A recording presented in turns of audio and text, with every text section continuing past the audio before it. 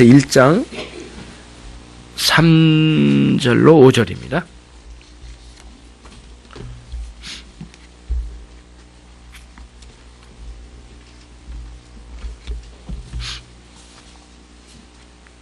갈라디아서 1장 3절로 5절 같이 합독하시겠습니다. 우리 하나님 아버지와 주 예수 그리스도로 쫓아 은혜와 평강이 있기를 원하노라.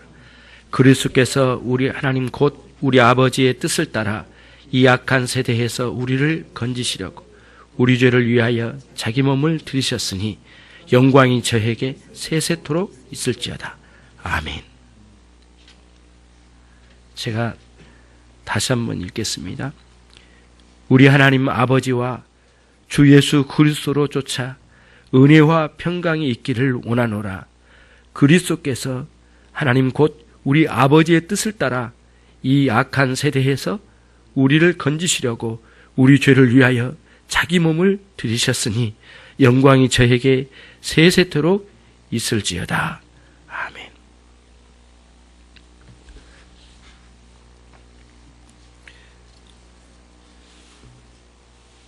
바울의 그 유명한 서신입니다. 갈라디아 지역인데 오늘날로 말하면 터키 지역입니다.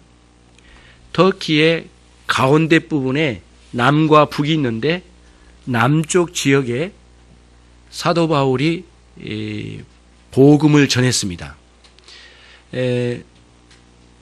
내가 가면서 그 장소가 될지 모르겠지만 사도 바울이 그 1차, 2차, 3차 전도 여행한 그 지도를 제가 여기다 갖다 비치해 놨거든요.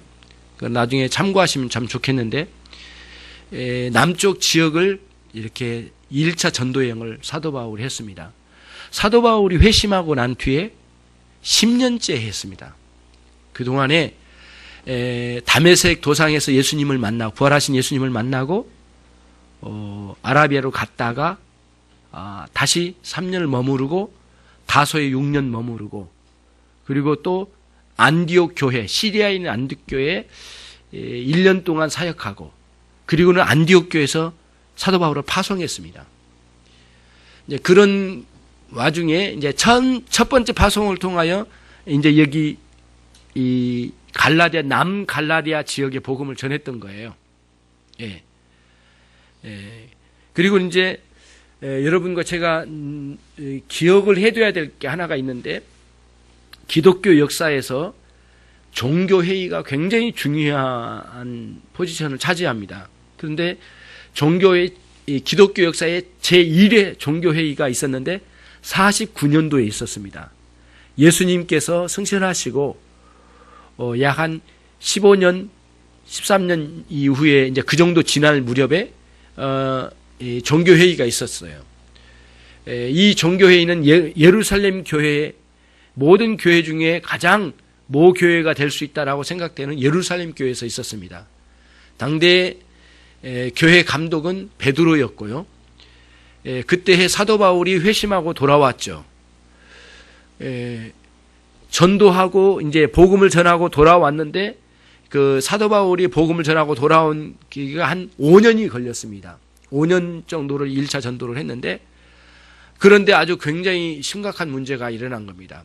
전도하고 돌아온 이후에 남갈라디아 지역에 이단들이 찾아왔습니다. 그 이단들이 예루살렘에 있는 그러니까 율법주의자들이었습니다. 율법주의자들이 와서 사도 바울이 복음을 전한 남갈라디아 지역에 쫓아와서 사도 바울이 전한 복음은 충분하지 않다. 그래서 우리가 말한 대로 율법도 지키고 할례도 받고 예수도 믿으라. 그럴 때 구원을 받는다. 이런 식으로 예수님으로 완전한 구원이 있다는 복음 진리를 희석시키는 방식으로 기독교에 침투해 들어와서 공격하게 된 겁니다. 이게 굉장히 심각하기 때문에 사도 바울은 이거를 가볍게 취급하지 않았습니다. 그래서 오늘 갈라디아서 1장을 갈라디아서 이 1장부터 6장까지 서신을 띄우게 된 겁니다. 이게 굉장히 심각했는데 어느 정도였느냐면은 사도 바울이 로마의 제국의 핍박을 받아 정치적으로 압박을 받아서 자기 목을 베어가려고 하는 것보다는 교회 안에 이단 사설이 파고드는 것을 더 심각하게 봤습니다. 그래서 이거를 가만둬서는 안 되겠구나 생각하고는 사도 바울이 즉각 서신을 띄워서 갈라디아, 이 남갈라디아 지역의 여러 교회들에게 이 서신을 이렇게 회람, 돌려보아서 참된 복음이 무엇인지를 이제 깨닫도록 가르쳐 주려고 하는 내용이 갈라디아서입니다. 이 배경이 또 하나 있는데, 아까 말씀드린 것처럼 제1차 종교회의가 매우 심각했는데, 그 종교회의의 주제가 무엇이었느냐면은 베드로와 함께 남은 11제자와 그리고 또 누구예요?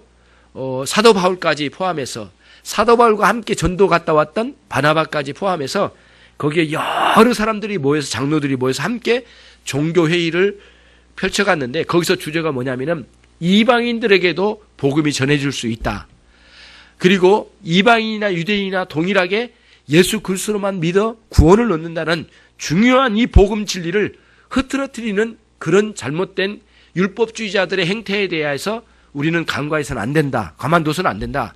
어떻게든 이거를 막아내야 된다. 이렇게 가르쳐 나가게 된 것이죠. 잠깐 현실적인 문제로 좀 돌아가 볼게요. 오늘날 현실적인 문제요.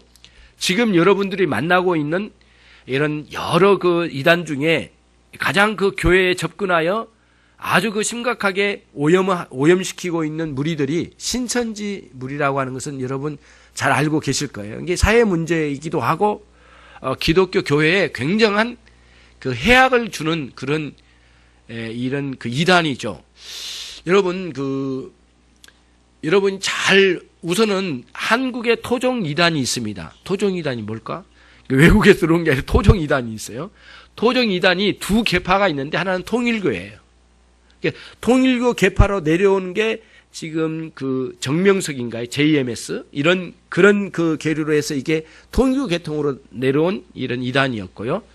또 신앙촌, 다시 말하면 그 박태선 중심으로 일으키는 신앙촌이라고 하는 아주 심각한 이단이 그 부천 그 소사 지역 중심으로 굉장한 세를 이루었습니다. 수만 명이 모였었어요.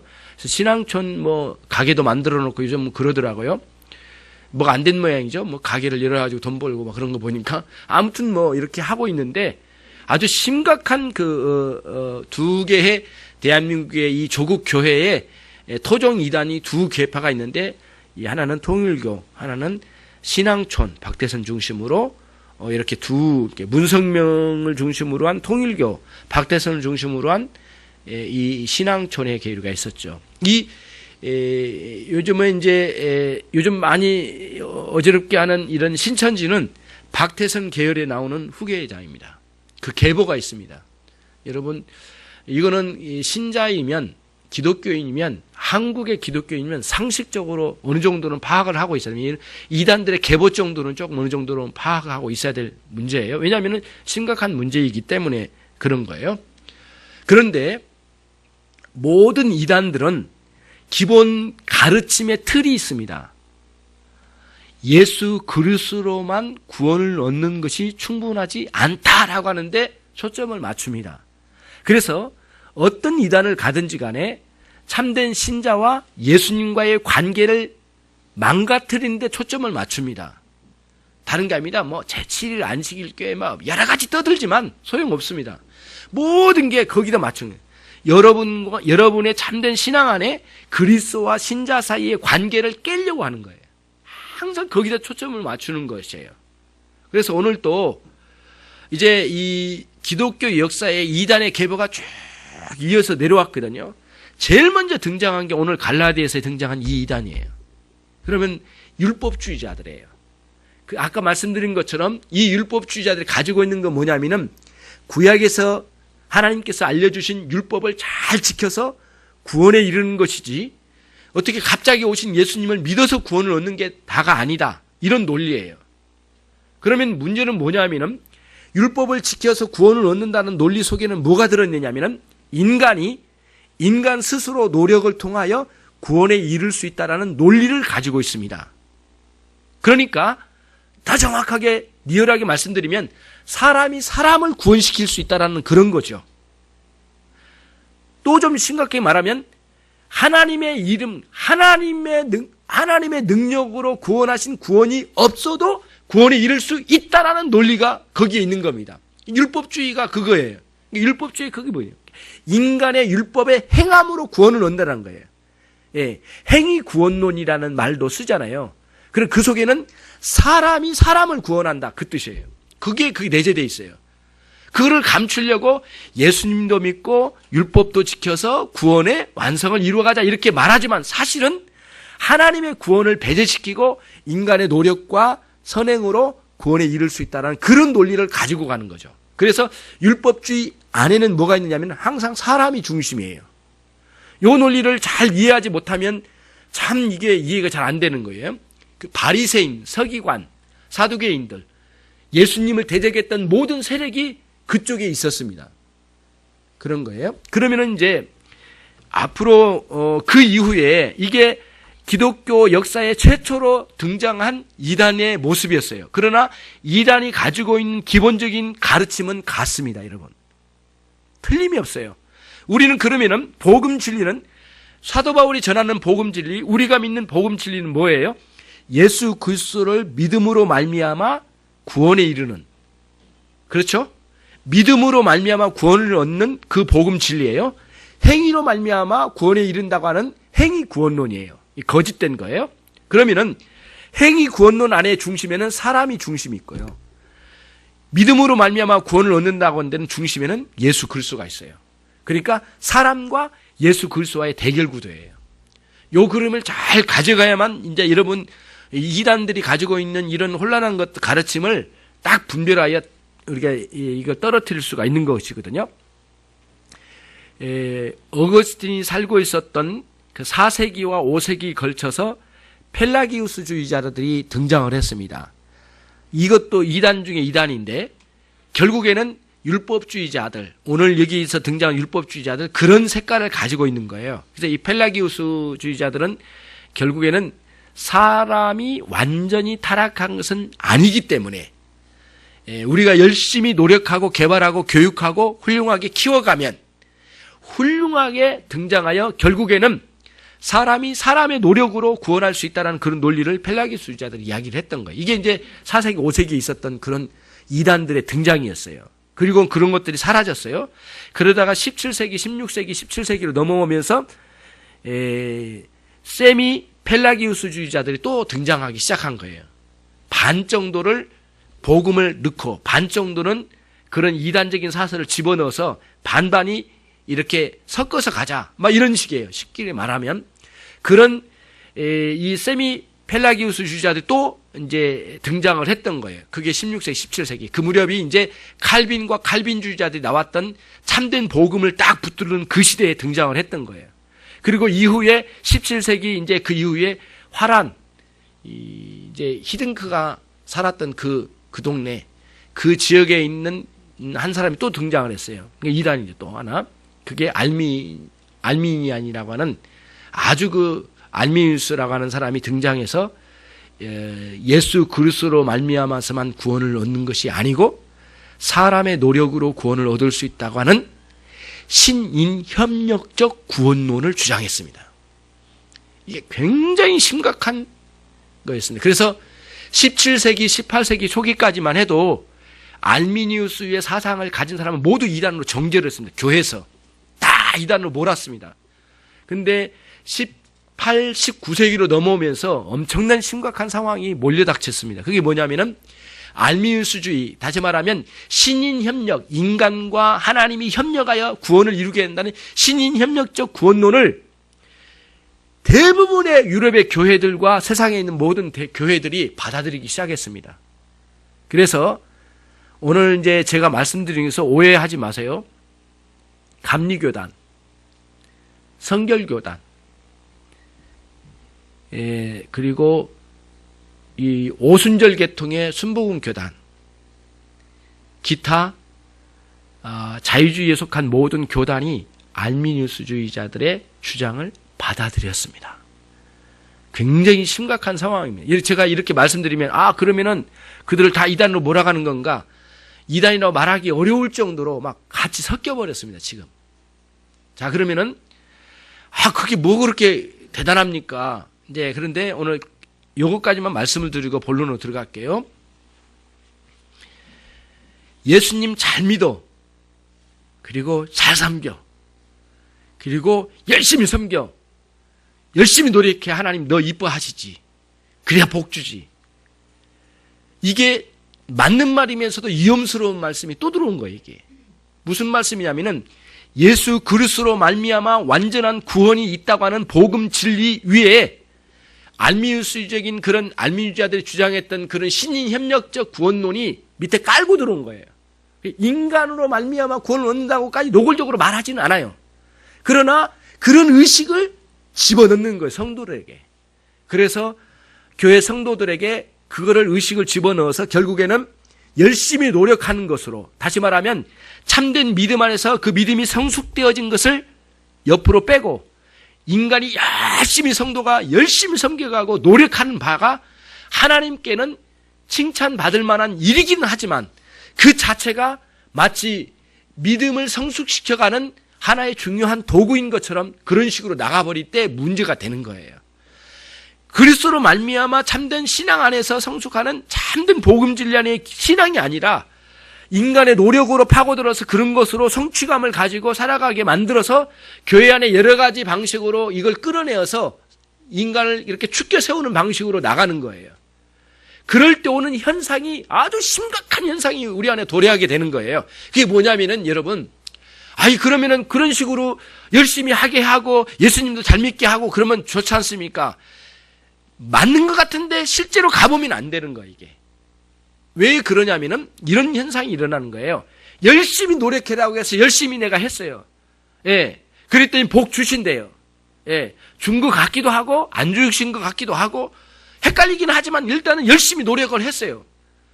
그러면서 그렇게 열심히 노력하고 성과를 이루고 뭔가 결과물을 내면 하나님 그것으로 만족하신 하나님이신가라고 하는 생각을 가지고 하나님 나를 예뻐하실 것 같고 그런 생각이 딱 드는 거예요. 그때 오는 현상이 뭐냐면은 내가 이 정도까지 하나님을 섬겼는데 내가 하나님 앞에 잘못한 게 뭘까? 그러면 내가 하나님 앞에 회개할 게 없잖아. 나 이 정도 섬겼는데 오히려 하나님 나에게 복 주셔야지. 나로 하여금 회개하라고 내 가슴 찌르면 그게 잘못된 설교야. 이런 식으로 나가기 시작하는 거예요. 그래서 이런 알미니안주의자들이 주장하는 신인 협력적 사상이 내밀하게 딱 파고 들어가면 깊은 참된 회개의 자리에 못 들어가게 만드는 거예요. 그런 현상으로 저도 경험한 바인데 그때에 오는 현상이 뭐냐면은 우리가 깊은 회개의 자리에 들어가지를 못해요. 1년, 3년, 5년, 10년, 20년이 지나도 제대로 깨트려서 참 신자로 회개하여 돌아오고 참 신앙 안에서 자라가는 신자들이 없어요. 그리고는 늘 패배한 자리에서 패배하고 거기서 이기지 못하고 넘어진 자리에서 끊임없이 넘어지고 신앙의 성숙은 없고 참된 신앙의 성장은 없고 교회 출석에 그야말로 자기 신앙의 역사와 전통에 빛나는 것에는 기여했는지는 모르지만 자기 신앙생활, 종교생활에 엄청난 자랑거리를 만들어냈는지는 모르지만은 진정으로 참된 회개를 통하여 그리스도 앞에 무릎을 꿇고 새 사람이 되어서 성숙하는 참된 신앙으로 돌아온 적은 20년, 30년이 지나도 있을까 말까 하는 그런 비참한 신앙생활에 우리를 몰아넣는다는 거예요. 이게 심각하다는 거예요. 겉으로 볼 때는 그런 신앙생활이나 우리 신앙생활이나 거의 같아 보이니까 구별이 잘 안 돼요. 그러나 참된 신앙으로 파고 들어갈 때는 엄청난 문제가 돼요. 그래서 사람들에게 회개하라는 말씀을 들으면 왜 나보러 회개하라고 하냐? 나처럼 교회 열심히 섬기고 나처럼 헌금 많이 하고 나처럼 열심히 하는 사람이 어디 있느냐고. 내가 상 받아야지 내가 회개하라는 야단 먹을 사람이 아니다. 이런 어렴풋이 교만한 마음이 우리 안에 파고 들어가는 거예요. 하나님 앞에 처절하게 무너져 깨트려지면서 회개해서 새 사람으로 변화를 받아야 될 참된 복음 진리 앞에 무릎을 꿇어야 될 사람이 오히려 주일마다 와서 하나님 앞에 떳떳하게 와가지고 나처럼 헌금 많이 하는 그런 신자 있으면 나와보라고 그래. 나처럼 열심히 섬기는 사람 나와보라고 그래. 다른 인간들은 다 주일도 안 지켜. 나처럼 빠지지 않고 나온 사람 있으면 나와보라고 그래. 나는 오늘 설교자의 칭찬받아야 될 사람이지 회개하라는 강력한 이런 말씀을 쓰리쓴 말씀 들을 만한 이유가 나에게는 없어. 이런 식으로 가는 거예요. 그러니까 너무너무 교묘하게 이 안에 자구한 마음, 교만한 마음이 딱 자리를 차지하는 거예요.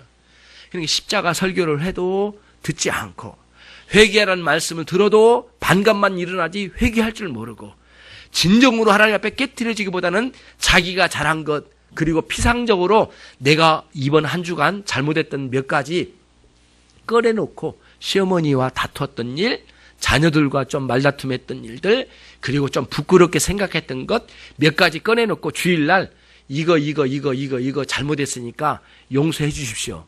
마치 용서 안 해주면 안 됩니다. 이렇게 다고치듯 말하고 가는 그런 아주 우리 안에 교만이 하늘을 찌르는 상황으로 오게 되는 거예요. 안 부서진 거예요. 부서지질 않아요. 결국은 깨지지 않아요. 이것이 매우 심각하게 오늘날 도래하고 있어요. 그러니까 여러분이 참된 복음을 듣고 변화를 받아서 정말 새롭게 성숙해 가야 되는데 이런 신인협력적 구원론 같은 이런 아주 그 쓰레기 같은 생각들이 막 파고드는 거예요. 우리 안에 없다고 볼 수가 없어요. 그 정도로까지 파고드는 거예요. 이런 참된 진리 안에서 이것들을 분별해서 이건 아니다라고 이렇게 하고 용기를 가지고 이런 신앙생활은 아니야 하고 딱 버릴 수 있어야 되는데 그럴 용기까지도 없는 거예요. 예. 이단은 이런 신앙, 그러니까 신인협력적 구원론 같은 이런 사상들이나 각종의 이런 종교적, 그러니까 신자들이 가지고 있는 종교적 심리를 악용해가지고 이단들이 가지고 노는 거예요. 그래서 그렇게 열심히 섬겨, 열심히 바쳐, 열심히 해라는 거예요. 열심히 해라고, 열심히 해. 그러면 신인협력적 구원론의 이 신앙적인 사상이 바닥에 깔린 거예요. 그러면 사람들이 그걸 듣고 열심히 하면 되는구나. 회개할 필요가 없거든요. 참된 회개 자리에 갈 필요가 없는 거예요. 교회에서 지시하고 교회에서 규정한 몇 가지 규칙을 따라서 열심히 하면 그게 훌륭한 신자인 것으로 착각을 불러일으키게 만드는 거예요. 그러면서 이단들이 사이비나 이단들이 주로 하는 방식이 그거예요. 그런 식으로 사람들에게 막 바치게 만드는 거예요. 헌신하게 만드는 거예요. 그때 오늘 우리가 착각하면 안 됩니다. 헌신 이걸 하지 말라는 게 아니에요. 우리는 어찌 보면 더 많이 해야 될 사람이니도 못하는 게 문제이죠. 그렇게 막 촉구하는 거예요. 계속 끌어올리는 거예요. 그리고는 뒤로 만약에 그 중에 한 사람이라 뒤로 물러난다 하면은 완전히 이제 협박을 하는 거죠. 만약에 네가 이런 식으로 하면 넌 저주받을 거야. 이런 식으로 하고 그 뒤로 그 퇴로를 막아버린 거죠. 이런 식으로 겁을 줘서. 그래서 엇박을 해가지고 사람을 완전히 그 신앙의 구도 안에 자기들이 만드는 신앙 구도 안에 완전히 사람을 억어시켜버린 거예요. 양심의 자유는 없고요. 무너져버린 거죠. 그런 형태의 이단, 사이비성의 어떤 그런 형태의 교회의 모양을 갖춘 존재들이 굉장히 많아요. 이번. 그런 걸 여러분이 잘 분별을 하면 이게 참 부끄럽구나. 참된 복음 진리 안으로 나를 인도해야 되는데 자꾸 사람의 그런 식으로 불러일으킨 거예요. 근데요. 이게 이 신앙이 너무 쉬운 거예요. 인간적으로. 왜? 열심히 하면 되니까. 자기 안에 있는 죄성과 하나님 앞에 깨트려진 것 필요 없어요. 그냥 열심히 해 되면 되는 거예요. 그러니까 이단의 사람들이 많이 몰려드는 거예요. 수도 없이 많이 몰려. 앞으로 더 늘어날 거라고 저는 생각해요. 예. 주님 오시는 날까지 이단은 멈추지 않아요. 계속 증가하고 사람들은 많이 늘어날 거예요. 워낙 이게 좋거든요. 종교성은 있지 참된 깨트려진 참된 회개는 없거든요. 사람들에게. 대부분 그런 참된 회개가 없어요. 그런 가운데 그런 종교성을 가지고 열심을 내서 막 하는 거예요. 그러면서 그런 이단에서 열심을 다하면서 종교적인 심리에 만족감을 누리는 형태로 신앙생활을 진행한 사람이 있죠. 반드시 지옥에 갈 거야 말 겁니다. 이게 굉장히 무서운 형태로 교회를 점령해요. 사도 바울은 이거를 자기 목숨을 빼앗아가려고 하는 로마 제국의 그 권력 앞에는 목숨을 내놓았지만 사도 바울은 교회 안에 침투한 이런 이단들에 대해서는 단호하게 거절했어요. 항상 이거는 피 튀기는 싸움에서 멈추지 않았어요. 예. 그런 정치적인 탄압에 대해서는 언제든지 목을 내놓을 각오가 있었지만요. 이단들에 대해서는 멈추지 않고 거기에 대해서 항변하고 싸워갔던 거예요. 그게 갈라디아서에 나온 최초의 이단과 싸운 내용이라고 하면 딱 맞아요. 그리고 갈라디아서를 정확하게 이해하면 이단이 가르치는 문제성에서 정확하게 파악할 수가 있고 거기에 대해서 대처할 수가 있는 것이죠. 이게 굉장히 심각한 문제예요. 오늘 설교를 준비가 너무 많이 돼가지고 제가 사실은 여기서 이제 어느 정도 정리를 해보려고 합니다. 하다 보면은 이제 8장이 넘어가가지고 뭐 오늘 밥도 못 먹겠어요. 그래서 좀 정리하고 다음 주에 이어서 좀 풀어서 정리를 해볼까 합니다. 제가 마음을 이제 올라오면서 이제 생각을 좀 고쳐 잡은 거예요. 아무튼 내용이 참 많아요. 자, 그래서 여기에 이제 1절로, 이제 3절로 먼저 가겠습니다. 3절을 같이 읽겠습니다. 시작. 우리 하나님 아버지와 주 예수 그리스도를 쫓아 은혜와 평강이 있기를 원하노라. 인사거든요. 인사 말씀입니다. 인사말이에요. 그런데 은혜와 평강이 있기를 원하노라 그랬어요.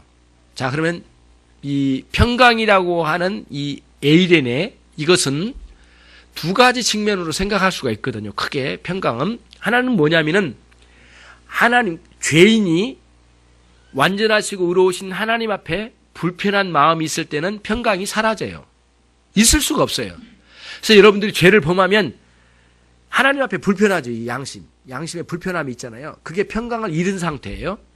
근데 절대적인 평강이 우리에게 필요로 한데 예수 그리스도를 영접하고 난 뒤에 내 죄를 용서하신 하나님의 놀라운 평강이 우리 안에 주어져요. 이게 복음적인 의미에서 절대적인 우리의 영혼에 부어지는 평강이에요.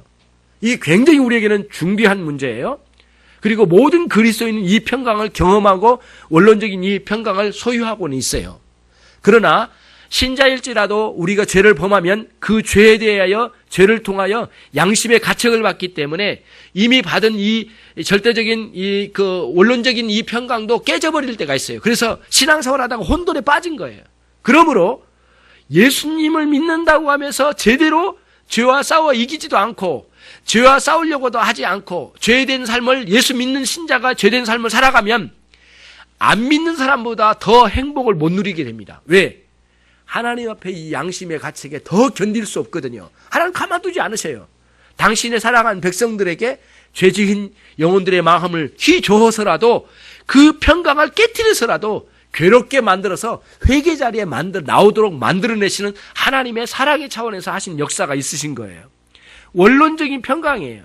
그런데 두 번째 평강은 어떤 의미가 있느냐면 일반적인 복이에요. 여러분의 가정생활, 자녀들의 복, 그리고 또 직장생활, 사업의 현장, 여러분들의 학업, 친구들과의 관계, 일반적 은총이라고 해요. 이거를 일반적 은총이에요. 기도하고 말씀을 따라 은혜 받는 것은 생명적인 은혜라고 하고 일반적인 은혜가 그런 일반적인 은혜예요. 그거를 여기서 말하는 평강이라고 표현을 했어요. 왜 이걸 이렇게 해석을 해야 되느냐? 이 본문이 인사말씀이에요. 인사말씀. 그래서 평강은 아까 복음적인 의미의 평강이보다는 이 본문에서는 일반적인 은혜를 염두에 둔 평강일 거라고 해석을 해야 된다는 거예요. 왜? 인사말씀이기 때문에. 우리가 인사말씀을 할 때 어떻게 아버님은 평안하신가요? 예, 부모님 다 건강하시죠? 이게 일반적인 평강, 일반적인 은혜를 묻는 거잖아요. 그렇죠? 그거를 여기서 이야기하고 있는 거예요. 근데 우리는 거기에 멈춘 게 아니고요. 평강 그 전에 등장하고 있는 단어가 우리에겐 중요해요. 그게 한번 봅시다. 평강 전에 나온 단어가 뭐죠? 은혜입니다. 은혜. 이 은혜가 우리 오늘 관심사예요. 이 은혜가 어떤 은혜냐면은 생명적인 은혜라고 그래요. 이 은혜를 주신 그 과정의 내용을 4절에서 설명해요. 그리스도께서 하나님 곧 우리 아버지의 뜻을 따라 이 악한 세대에서 우리를 건지시려고 우리 죄를 위하여 자기 몸을 들이셨다라고 예수님께서 십자가에 죽으심으로 우리의 죄를 모두 사멸하시긴 위대한 구원의 완성을 4절에서 설명을 해요. 그 설명한 게 어디냐면은 그 외인이 3절에 있는 그리스도를, 예수 그리스도를 쫓아 주신 그 은혜를 설명하는 거예요. 은혜를. 그 은혜가 어떻게 왔는가? 그 생명적인 은혜. 그래서 3절을 우리가 읽을 때에 뒤에 있는 평강이 오기 전에 뭐가 와야 되냐? 생명적인 은혜가 먼저 와야 돼요. 아무리 일반적인 축복을 받는다 하더라도, 가장 뛰어난 축복을, 이 세상의 일반적인 축복을 다 누린다 할지라도 앞에 있는 생명적인 은혜가 빠지면 아무런 의미가 없다는 거예요. 그런 맥락에서 3절을 꼭 읽어나가야 되는 거예요, 여러분. 예, 그리고 그 은혜는, 그 생명적인 은혜는 예수 그리스도를 통하여 우리에게 주신 거예요. 우리에게 어느 날 전도자를 보내주시고 설교자를 보내주셨어요.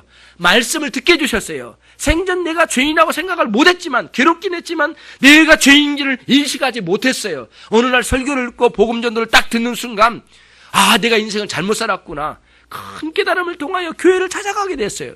그리고 말씀을 듣고 말씀을 배워가며 이런 어느 순간 엄청난 회개의 역사가 터지기 시작한 거예요.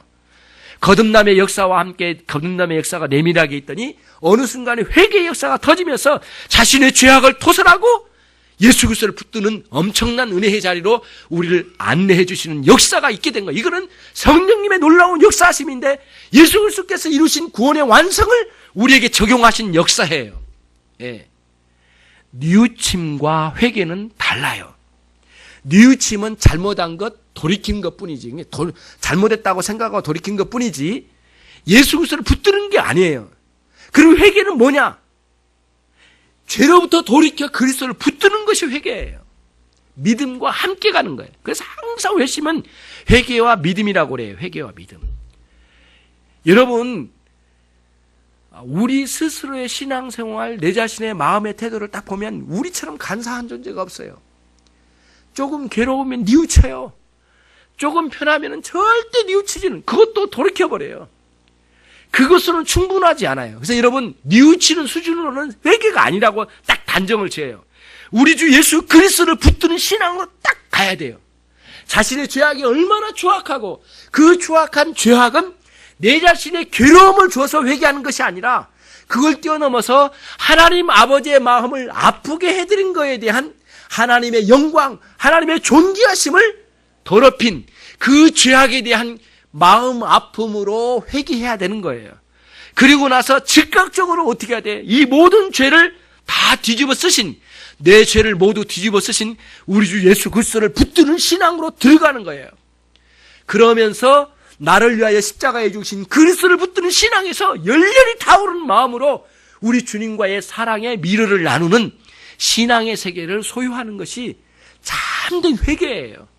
그래서 일생 동안 여러분, 처음 예수님 믿기 시작하는 그 순간의 회개도 첫 회개가 있지만, 예수님 믿고 오늘 또 내일 또 신자로서 천국 갈 때까지 살아간 동안에는 매일매일 회개해야 돼요. 네.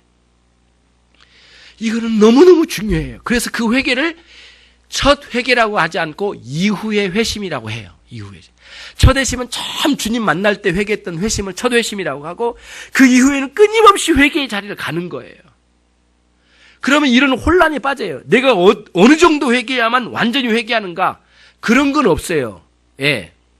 내가 회개의 행위가 완전함이 아니고 그 나의 죄를 모두 사멸하신 그리스도의 완전한 죽으심이 완전함이지, 내 회개가 잘했다 못했다 많이 했다 적게 했다 이런 차원이 아니에요. 이미 그리스도 안에 처음 들어올 때 여러분과 저는 원론적인 의미에서 여러분의 삶의 과거와 현재와 미래의 모든 죄를 용서하셨어요. 그거를 원론적인 사죄의 은총이라고 해요.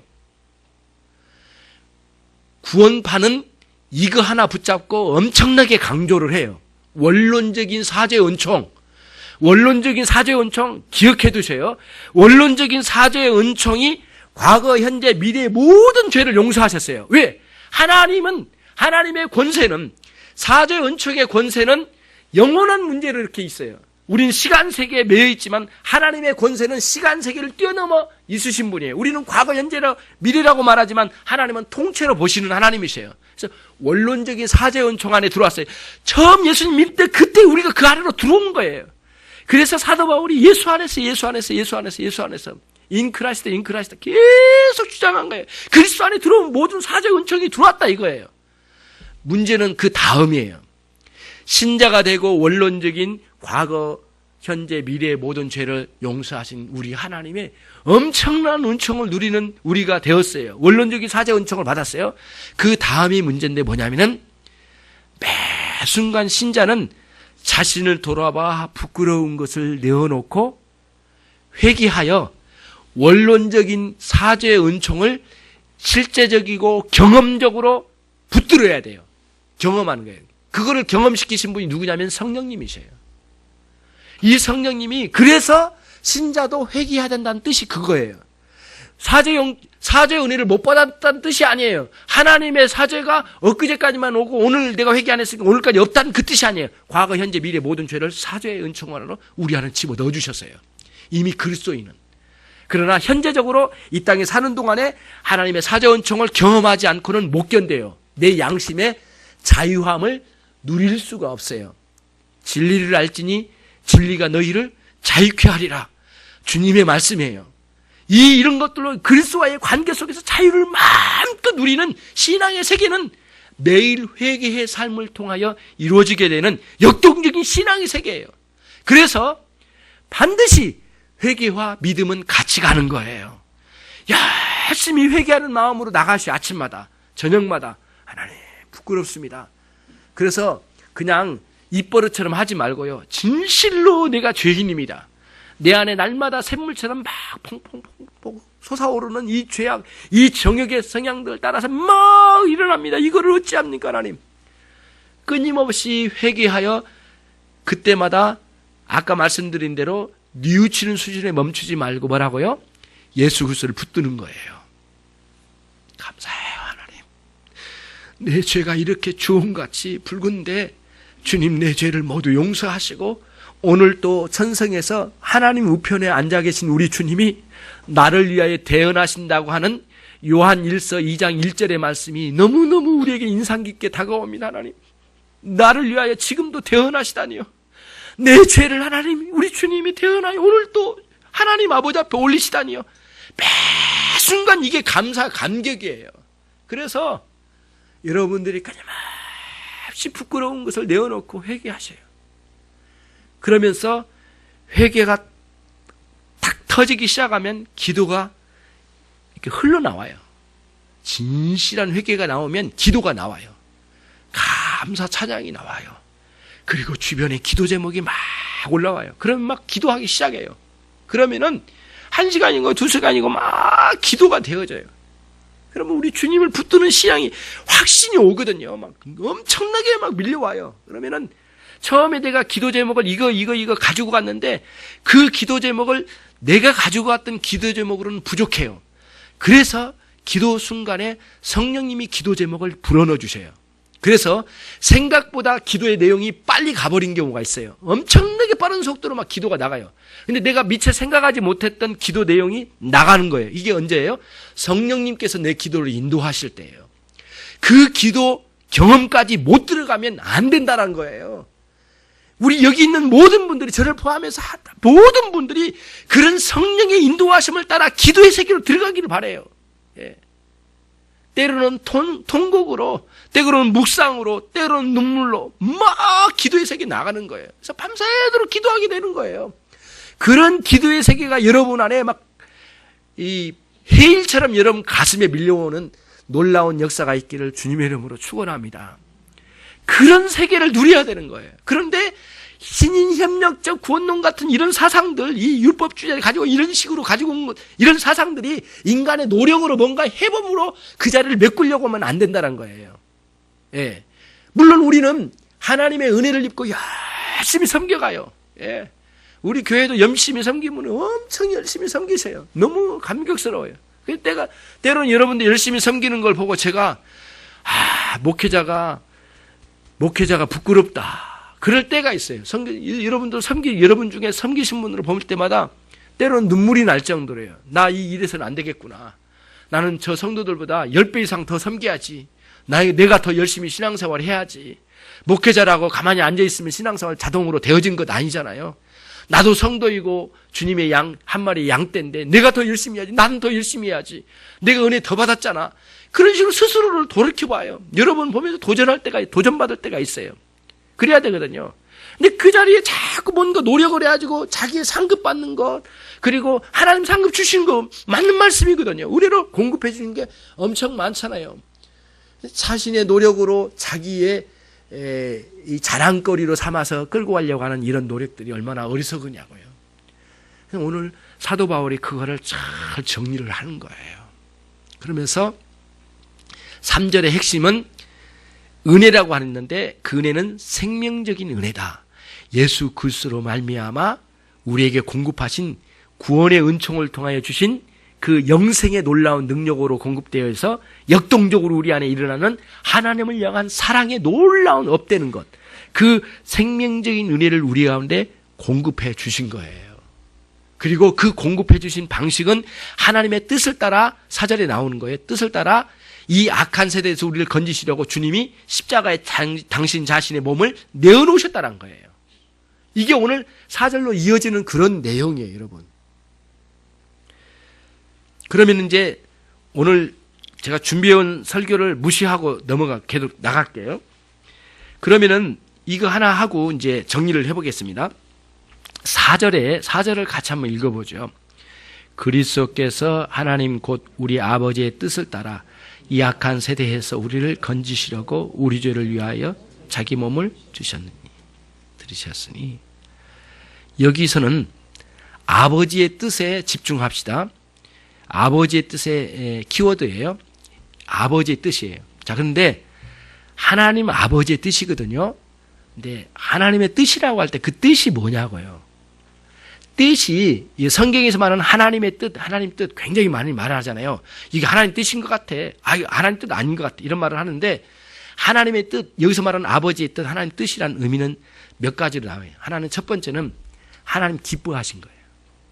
그게 하나님 뜻이에요. 예. 하나님 의지, 뭔가 하시려고 하는 그 무엇, 그게 하나님 뜻이에요. 예? 그래요?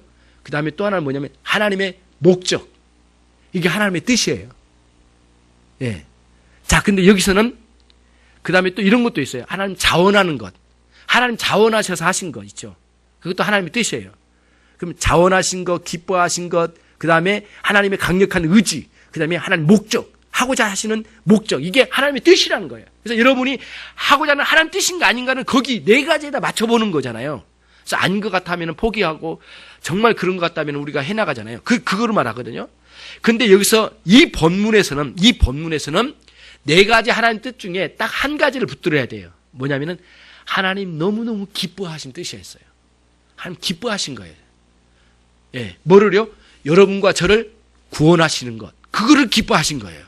그리고 또 하나, 하나님 아버지의 독생자 되신 예수 그리스도를 이 땅에 보내어서 십자가에 죽게 하심으로 여러분과 저를, 이 죄인들을 구원하신 것을 하나님 기뻐하셨다는 거예요. 굉장히 중요한 논리가 이 안에 있어요. 자, 그러면은 아까 위에 있는 그 그리스도를 쫓아온 그 생명적인 은혜는 반드시 하나님의 기뻐하신 뜻으로부터 온 거예요. 예. 하나님 자원하신 뜻, 너무너무 기뻐하신 그 뜻이 있잖아요.